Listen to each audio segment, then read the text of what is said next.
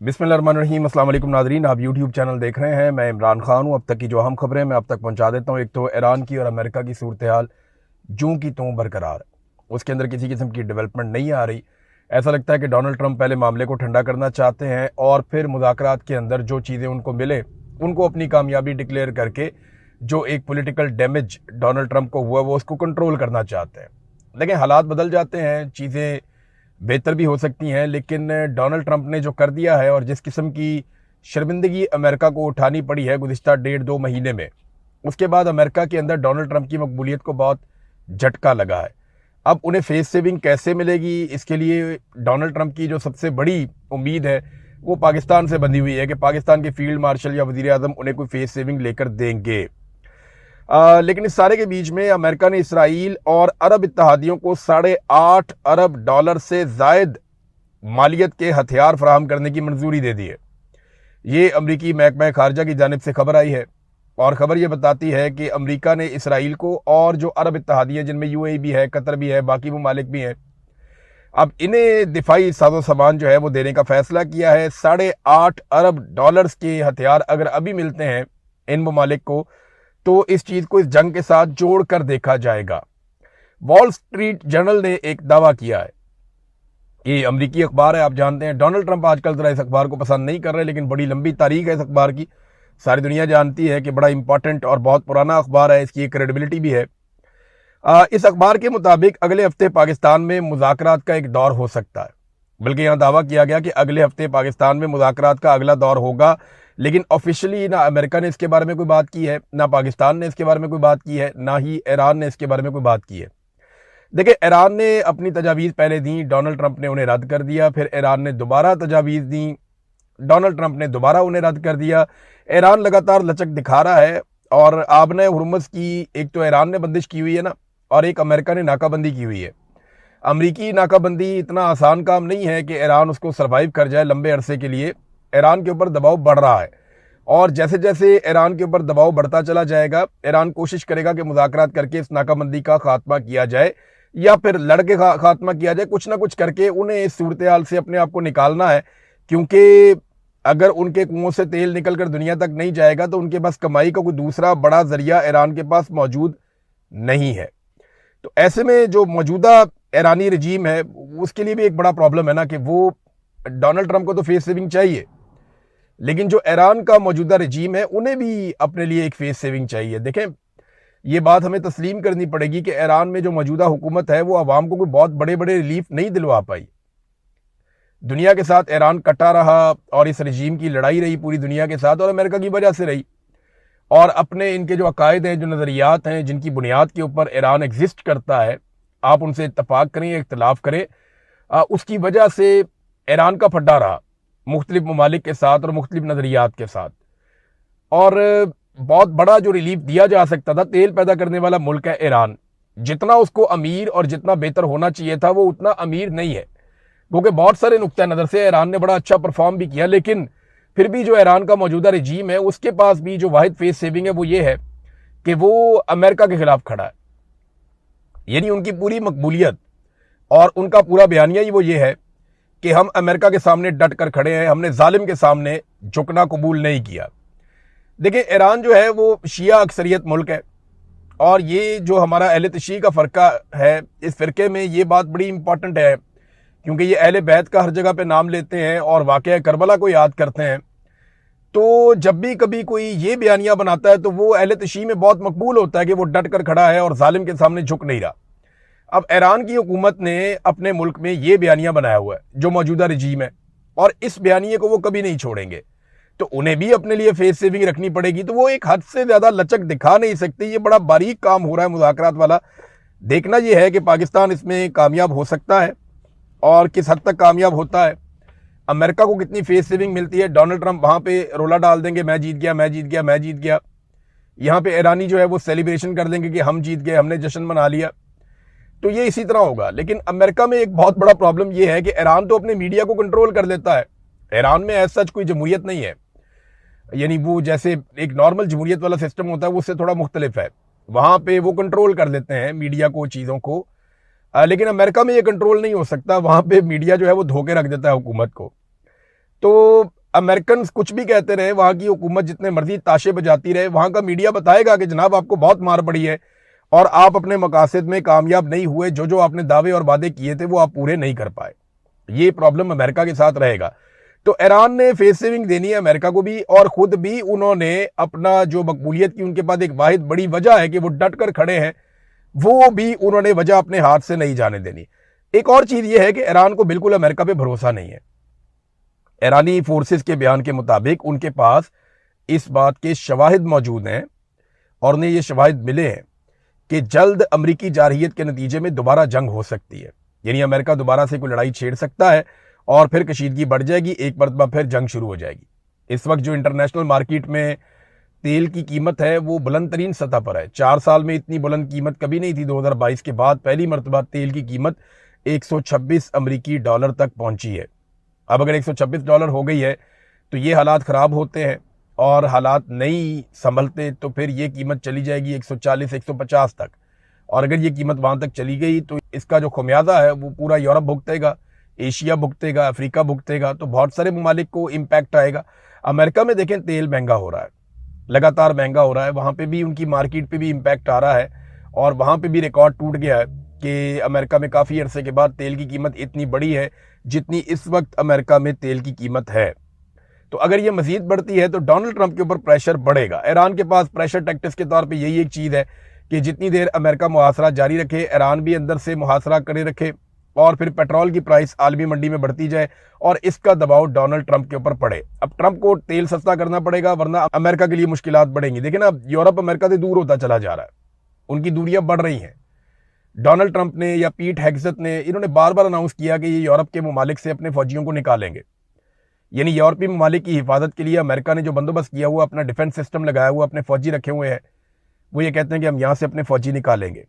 अब ये दूरियां बढ़ रही हैं आहिस्ता आहिस्ता, अमेरिका को इस चीज़ पे कंट्रोल करना पड़ेगा क्योंकि अमेरिका के डोनाल्ड ट्रंप ने तो हमेशा नहीं रहना, लेकिन अमेरिका ने तो वजूद में रहना है और अमेरिकन सदूर चाहे चेंज होते रहे, पॉलिसीज चाहे बदलती रहे, लेकिन उनके इत्तेहादी जो बड़े तगड़े उनके पुराने इत्तेहादी हैं वो यूरोपियंस हैं। मगरबी ममालिक से अमेरिका अपनी दूरियां नहीं बना सकता और अमेरिका को ये कभी भी वारा नहीं खाएगा। अमेरिका का बयानिया, नैरेटिव, ये सारा कुछ जो बनता है वो मगरबी ममालिक से बनता है और उन्हीं की सपोर्ट से वो अक़वाम मुत्तहिदा समेत आलमी जहाँ पे भी कोई मामला होता है वहाँ पे वो रूल करता है अमेरिका। तो मगरबी ममालिक की बहुत बड़ी सपोर्ट होती है इसमें। अब आहिस्ता आहिस्ता वो इटली, स्पेन और जर्मनी से फौजी निकालने की बातें कर रहे हैं। खास तौर पे भी उन्होंने कहा कि 5000 फौजी वो जर्मनी से भी निकाल लेंगे। तो अमेरिका को अपने ताल्लुकात बेहतर करने पड़ेंगे। ट्रंप के तो चलें, अगर वो पूरा टाइम भी कर देते हैं तो 2.5 साल और हैं, तो इन 2.5 सालों के बाद एक नया सदर आ जाएगा अमेरिका में, तो वो एक नई पॉलिसी लेकर आएगा। और जो इस वक्त रिपब्लिकन्स की सूरत-ए-हाल है, मुझे नहीं लगता कि अगले इंतखाबात में डेमोक्रेट्स को रिपब्लिकन आसानी से शिकस्त दे सकेंगे। मेरे ख्याल में मुश्किल हो जाएगा। एक और नादरीन खबर है, पाकिस्तान तहरीक-ए-इंसाफ ने और साथ ही साथ तहरीक तहफ़्फ़ुज़ आईन पाकिस्तान ने, इन्होंने ऐलान किया है कि ये इमरान खान की रिहाई के लिए तहरीक चलाएंगे, यानी ये जलसे करेंगे, जुलूस करेंगे, इसका नाम लिया गया, जलसे और जुलूस किए जाएंगे। तो क्या इससे इमरान खान साहब की रिहाई हो जाएगी? ये बात मैं भी जानता हूँ, आप भी जानते हैं कि जब पाकिस्तान तहरीक इंसाफ एहतजाज की कॉल देगी, जलसे या जुलूस करेगी तो लोग वहाँ पे आ जाएंगे। लोग कभी मायूस हो जाते हैं, कभी फिर उम्मीद पकड़ लेते हैं। तो तहरीक इंसाफ में इमरान खान के नाम के ऊपर लोग कोई ना कोई उम्मीद बांध के बाहर निकल के आ जाते हैं, सड़कों पर भी आ जाते हैं, जलसे जुलूस में भी आ जाते हैं। लेकिन क्या इससे इमरान खान साहब को रिहाई मिल सकती है? तो साफ बात यह है कि जब तक के एस्टेब्लिशमेंट के ऊपर इतना दबाव ना पड़े कि उन्हें इमरान खान को छोड़ना पड़ जाए, तब तक वो इमरान खान को नहीं छोड़ेंगे। बड़ा शदीद दबाव डालना पड़ेगा। अब वो दबाव कैसे डाला जा सकता है? देखिए, उसके अलग अलग तरीके हैं। सबसे पहले तो जो अपोजिशन का काम है, अपोजिशन अपना काम करे, हुकूमत की एक एक गलती की निशानदेही करे, एक एक चीज पे प्रेस कॉन्फ्रेंस करे, एक एक चीज पे अवाम के साथ खड़ी हो, चाहे वो पेट्रोल का मामला है, चाहे बिजली का मामला है, चाहे गैस का मामला है, चाहे महंगाई का मामला है। अभी ये जो अप्रैल का महीना है, इसमें 11% महंगाई हुई है पाकिस्तान में, मजीद बढ़ गई है 11%। तो 11% जब महंगाई बढ़ गई है तो आपको अंदाजा हो जाना चाहिए कि लोगों के साथ फिर क्या हुआ है। और लगातार पाकिस्तान में महंगाई बढ़ती चली जा रही है। ऐसा नहीं है कि किसी दिन भी चीज पहले से सस्ती हो गई हो। जो चीज भी यहाँ पे एक मरतबा महंगी होती है, उसके सस्ता होने के इम्कानात कोई नहीं होते। आज तमाम चीजें लोग जो खरीद रहे हैं वो इमरान खान साहब के दौरे हुकूमत से कम 50% से लेकर 100% तक महंगी खरीद रहे हैं। यानी इतनी ज्यादा महंगाई हो गई है। बिजली की कीमत में लगभग 3 से 4 गुना इजाफा हो गया है। इंडिया और बांग्लादेश के मुकाबले में हमारी बिजली की कीमत 3 गुना है, वहां पे 3 गुना सस्ती है। मुझे आप ये बताएं ना कि वहां पे जो ताजर कोई चीज बनाता है या सनतकार वहां पे कोई चीज बनाता है और वहां के ताजर उसे आलमी मंडी में ले जाकर बेचते हैं, तो उनको जब कॉस्ट ऑफ प्रोडक्शन ही हमारे से 3 गुना कम पड़ती है तो हम उनका मुकाबला कैसे करेंगे। आप फर्ज करें ना कि हमने एक प्रोडक्ट बनाई और वही प्रोडक्ट बांग्लादेश ने बनाई और वही इंडिया ने बनाई। अब इंडिया की फैक्ट्री में बिजली का यूनिट जो है वो पाकिस्तान से 3 गुना सस्ता है, बांग्लादेश में भी 3 गुना सस्ता है, तो हमें वो चीज महंगी पड़ेगी और इंडिया और बांग्लादेश में सस्ती पड़ेगी। अब उनका ताजिर जब बेचने जाएगा तो हम हैं तो एक ही खित्ते में, तो उनकी चीज जितने की भी बिकेगी वो उनको वारा खा जाएगी। हम उनके साथ कंपीट नहीं कर पाएंगे, हमारा उतना मुनाफा ही नहीं होगा। और अगर वो फर्ज करें हम एक चीज 100 रुपए की बना रहे हैं, वो उस चीज को 70 रुपए की बना रहे हैं, हम 110 रुपए की बेचकर 10 रुपए कमाते हैं, वो 110 रुपए की बेच के 40 रुपए कमाते हैं। और अगर वो 100 की बेचना शुरू हो जाए तो हमें तो बगैर मुनाफे के बेचना पड़ जाएगी, क्योंकि हम उनका मुकाबला नहीं कर पाएंगे। तो ये प्रॉब्लम पाकिस्तान में है और ये लगातार प्रॉब्लम है पाकिस्तान में। तो इन इश्यूज के ऊपर अपोजिशन बात करती नहीं है। अपोजिशन ने अपोजिशन होने का रोल प्ले नहीं किया। ये किसी तबके के साथ खड़े नहीं हुए, ना किसानों के साथ खड़े हुए, ना मजदूरों के साथ खड़े हुए, ना स्टूडेंट्स के साथ खड़े हुए, ये किसी के साथ खड़े नहीं हुए। फॉरेन पॉलिसी के इतने बड़े बड़े इश्यूज हैं, किसी बात के ऊपर भी इन्होंने अपोजिशन नहीं की। तो ये एस्टेब्लिशमेंट पे दबाव डाल ही नहीं सके, ना सड़कों के ऊपर डाल सके, ना ऐवानों के अंदर डाल सके, ना मीडिया के ऊपर डाल सके। सोशल मीडिया जो दबाव डालता है उसके भी ये खिलाफ हो जाते हैं। बल्कि पाकिस्तान तहरीक इंसाफ अपने सोशल मीडिया से खुद ही लड़ती रहती है, किसी और ने क्या लड़ना है। अब इस वक्त देखें ना, सूरत हाल ये है और अपोजिशन को कोई होश ही नहीं है। 125 रुपए से लेकर 150 रुपए तक डीजल और पेट्रोल के ऊपर आप सिर्फ टैक्सेस दे रहे हैं 1 लीटर पे। इमरान खान की हुकूमत में 150 रुपए का लीटर जो है वो पेट्रोल था, आज उसके ऊपर खाली टैक्स ही 150 रुपए है। यानी जितने का इमरान खान पेट्रोल दे रहा था उतना तो ये सिर्फ पेट्रोल के ऊपर टैक्स ले रहे हैं। सादी सी बात है। तो कोई बात ही नहीं कर रहा है इसके ऊपर। अब इस चीज को लेकर के अपोजिशन को इन्हें नाको चने चबवाने चाहिए। इन्हें चाहिए सड़कों पे आए, लोगों को बताएं, हर तरफ ये बात करें कि जनाब जितने का हम पेट्रोल दे रहे थे उतना तो ये सिर्फ टैक्स ले रहे हैं, तो पेट्रोल की कीमत तो इसके अलावा है। तो इसके ऊपर जो है ना वो अपोजिशन काम करती होती है, बात करती होती है। लेकिन मौजूदा अपोजिशन जो है वो ऐसा लगता है कि बगैर दांतों के है, ये कुछ करना नहीं चाहते, ये डरे हुए हैं। देखिए, अपोजिशन करने से, सच बोलने से, हकायक सामने लाने से तो आपको कोई नहीं रोक सकता, और वो तो आपको करना चाहिए। ये तो हर अपोजिशन की रिस्पॉन्सिबिलिटी है। तो वो काम भी ये नहीं कर रहे। तो अब देखते हैं कि कह रहे हैं तहरीक चलानी है, तो क्या इस तहरीक से जो अब चलाना चाह रहे हैं, क्या ये इमरान खान साहब को रिहाई दिलवा सकते हैं? ये एक्चुअली हमेशा प्रेशर को मैनेज करते हैं।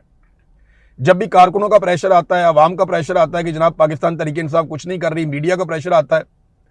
आज जो हुकूमत के हमायती मीडिया वाले हैं वो भी ये कह रहे हैं कि अपोजिशन अपना काम तो करे, हुकूमत पे दबाव डाले ताकि वो गलत काम करने से बाज रहे। अब सादगी का लेक्चर दे देते हैं कौम को, खुद महंगाई में इजाफा करते चले जा रहे हैं, लेकिन अपने अल्ले तलल्ले मौजूदा हुकूमत नहीं छोड़ रही। लगातार ये इश्तिहारबाजी कर रहे हैं। अभी ये जो PSL का फाइनल होने जा रहा है, इसमें बहुत बड़ा कंसर्ट करेंगे, म्यूजिकल कंसर्ट। बहुत सारे फनकारों को उसमें बुला रहे हैं, बहुत सारे लोगों को उसमें बुला रहे हैं। चले, अच्छा है, कौम को इवेंट मिलने चाहिए, और इंडिया में हो रहा है तो पाकिस्तान में भी होना चाहिए। बल्कि मैं तो कहता हूं तमाम मैचेस के अंदर लोगों को मौका मिलना चाहिए था। लेकिन मसला असल में वही है कि लोग जब मैचेस देखने आते हैं, जहां पे इकट्ठे होते हैं, वो इमरान खान के नारे लगाते हैं। और अब ईरान की और इसराइल की और अमेरिका की जंग लगी हुई है, तो लोगों के वो जज्बात भी भड़के हुए थे, तो इनको ये वारा ही नहीं खाता था। लिहाजा इन्होंने पब्लिक के बगैर पूरा का पूरा PSL करवा दिया। और अब इन्होंने सख्त तरीन सिक्योरिटी के अंदर अपने पासेस जारी करके बहुत बड़ी तादाद में अपने MNAs MPAs और अपने ओहदेदारान को कह रहे हैं कि अपने बंदे लेकर आने हैं। जितनी बड़ी तादाद में अपने बंदे ला सकते हैं, अपने बंदे लेकर आने हैं। अब ये अपने बंदे लेकर जा रहे हैं और बड़ी तादाद के अंदर कोशिश कर रहे हैं स्टेडियम को भरें और पासेस के जरिए से भरें, और कुछ लोग टिकट लेके भी आएंगे बेचारे। और वहां पे पुलिस की बहुत भारी नफरी तैनात कर रहे हैं। पूरी कोशिश है किसी किस्म की कोई सियासी आवाज ना उठे, किसी किस्म की कोई मजहबी आवाज ना उठे। खास तौर पे आप फलस्तीन के बारे में बात ना करें, आप इसराइल के खिलाफ बात ना करें, खास तौर पे आप इमरान खान का तो बिल्कुल ही कोई नारा लगाए ही ना।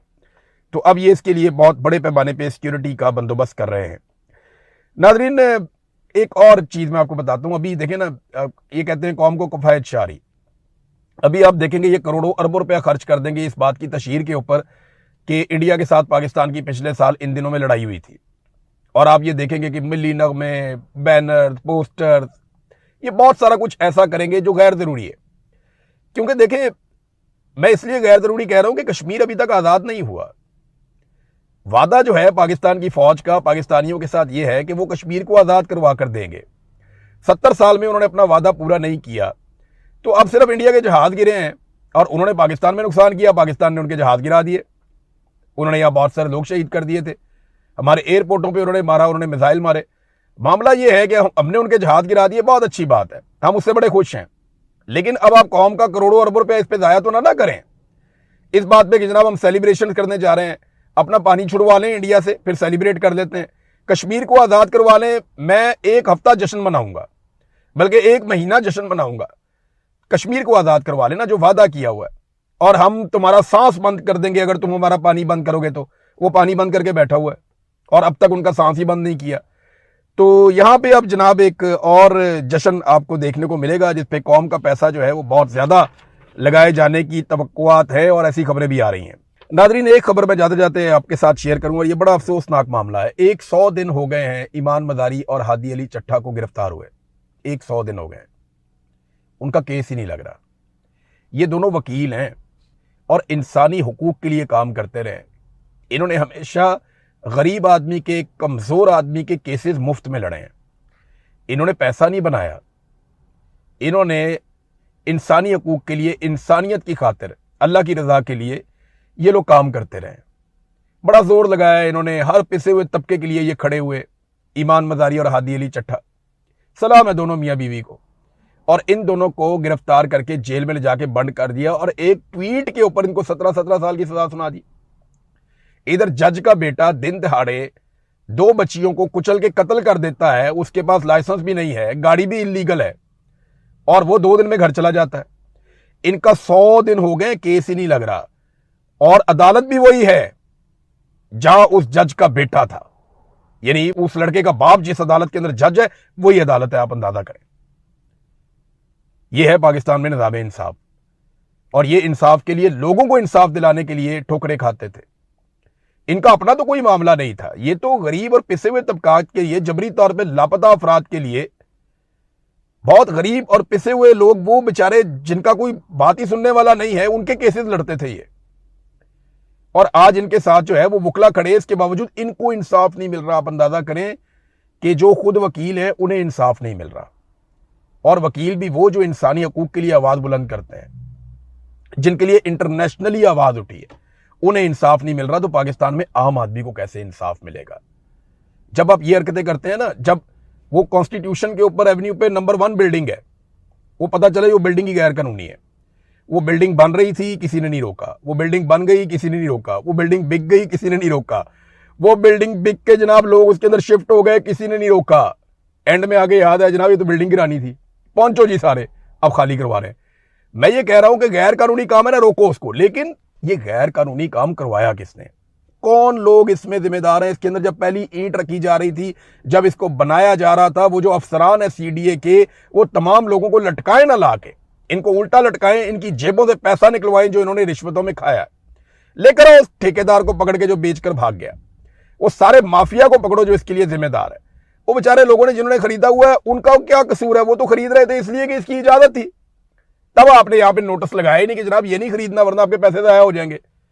तो जो कॉन्स्टिट्यूशन एवेन्यू, उसकी बिल्डिंग नंबर 1 ही गैर कानूनी होगी, उस मुल्क में कौन सरमायाकारी करेगा? आप अंदाजा करें ना, इन्होंने पैसा लगवा दिया, सारा कुछ कर दिया, लोगों ने ले लिया, एंड में आके इन्होंने कहा जी नहीं, खत्म, जाया, फारग, घर जाओ।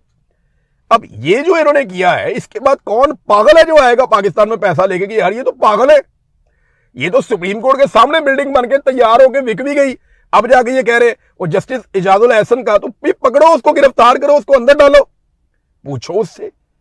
वो जस्टिस साकिब निसार का कह रहे हैं तो पकड़ो ना, गिरफ्तार करो, सवाल पूछो। ये लोगों को कहानियां ना सुनाएं। आप इंसाफ करना है तो इंसाफ करें, ये पिक एंड चूज ना करें। इसी इस्लामाबाद में गरीबों के घर गिरे, पूछने वाला कोई नहीं था, कोई पूछने वाला नहीं था। गरीबों के घर इन्होंने मसमार कर दिए। और लाइन से गिरा दिए। एक एक दिन में 10-10, 20-20, 50-50 घर इन्होंने गिराए, लोगों को बेघर कर दिया, उनको दूसरे घर ही नहीं दिए, मुतबादल जगह ही नहीं दी इन्होंने। ये इसी मुल्क में हुआ है। अब तक के लिए इतना ही। अपना ख्याल रखिएगा, अपने चैनल का भी। अल्लाह।